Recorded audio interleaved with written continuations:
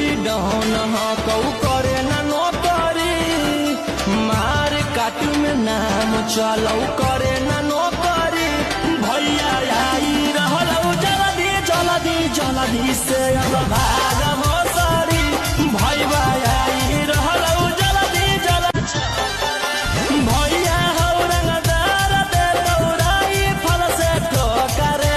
काट के ले जाके फेंक दे दौ गया चौकरे